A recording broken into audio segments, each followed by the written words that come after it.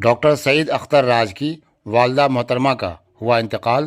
حضرت احمد نصر بنارسی صاحب نے پڑھائی جنازے کی نماز۔ بیگوسرائے ضلع کے بھگوان پور پرکھنڈ انترگت پاسو پور پنچایت کے کٹھریا نواسی سماج سیوی ڈاکٹر سعید اختر راج کی والدہ محترمہ قریب 80 ورشیہ ریحانہ خاتون کا انتقال اتوار کی دیر رات ہو گئی تھی۔ ان کے انتقال کی خبر عام ہوتے ہی مرحومہ کے آخری دیدار کو لے کر آستھانی و دور دراز کے لوگوں اور ان کے رشتہ داروں کا آنا شروع ہو گیا۔ اس کے علاوہ سماج سیویوں، جن پرتنیدھیوں سمیت ان لوگ بھی ڈاکٹر سعید کے گھر پہنچ مرحومہ کے لیے دعائیں مغفرت کی۔ منگل کے روز حضرت احمد نصر بنارسی صاحب نے جنازے کی نماز پڑھائی۔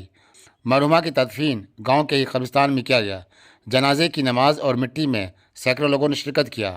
اس موقع پر ڈاکٹر سعید صاحب کے والد محترم مشتاق احمد، ان کے چھوٹے بھائی واحد اختر، قاری عیسیٰ مزاری، مفتی عبد الودود قاسمی، مولانا نیاز ندوی، مولانا فرحان جمشید جوہر، الحاج محمد اجنبی، سماج سیوی محمد صلاح الدین، ڈاکٹر سنجیو بھارتی، پنچایت کے مکھیا پرتنیدھی اپیندر سینی، ماسٹر محمد داؤد، عبد الوہاب سمیت سینکڑوں لوگ شامل ہوئے۔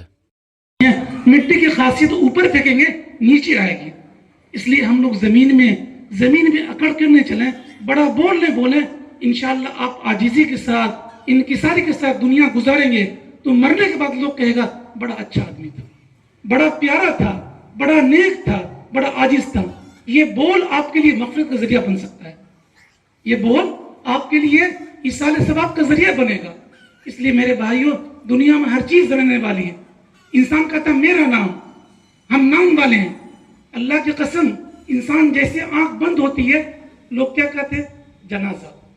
کیا کہتے ہیں؟ جنازہ۔ نام ختم۔ جس مال پہ اس کو فخر تھا گھر سے نکل رہا ہے، خالی ہاتھ نکل رہا ہے۔ جس برانڈیڈ کپڑے پہ اس کو فخر ہوتا ہے ہم فلاں کمپنی کے پہن رہے، ابھی کفن میں کوئی برانڈیڈ نہیں، بغیر برانڈیڈ کے پہن رہا ہے۔ دنیا کی ہر چیز فنا ہونے والی ہے۔ انسان اپنی حقیقت کو سمجھے، اپنی حقیقت کو جانے کہ ہماری حقیقت کیا ہے، ہماری اوقات کیا ہے۔ ہماری اوقات یہ ہے ہم گندے پانی سے پیدا کیے گئے۔ یہ تو اللہ نے کرم کیا ہے، نظر کیا ہے، اللہ نے ہمیں عزت دی ہے۔ وَلَقَدْ كَرَّمْنَا بَنِي آدم۔ اللہ کے نزدیک وہ انسان اچھا ہے، إِنَّ أَكْرَمَكُمْ عِنْدَ اللَّهِ أَتْقَاكُمْ۔ اللہ کے نزدیک وہ بہترین انسان ہے جو اللہ سے ڈرنے والا، جو متقی ہو، جو پرہیزگار ہو، وہ انسان اچھا ہے۔ اس لیے میرے بھائیوں، ہم سب اس گھر کی تیاری کریں جو ہمیشہ ہمیشہ رہنے والی، کبھی ختم نہیں ہونے والی ہے، وہ آخرت ہے۔ انسان کیا ہے؟ آخرت کے مقابلے میں ہماری زندگی کتنی ہے؟ صرف 1.5 منٹ یا 1 منٹ۔ وہاں کی ایک دن کی زندگی 1000 برس کے برابر ہے۔ مقدار ہو 50,000 سنہ، 1000 برس کے برابر ہوگا۔ اس کے مقابلے میں ہماری زندگی 1 منٹ یا 1.5 منٹ ہے۔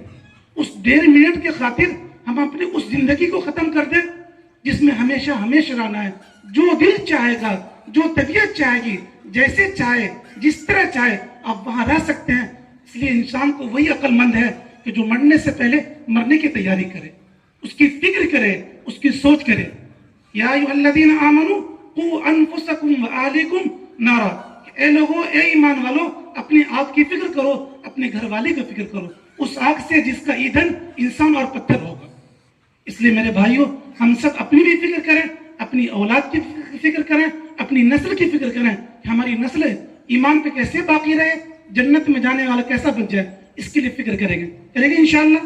اور جو کسی کا حق دبایا ہوگا، کسی کو ستایا ہوگا، کسی کو مان لیا ہوگا، کسی کو گالی دیا ہوگا، ہر ایک اپنا اپنا حق لینے کے لیے آئے گا۔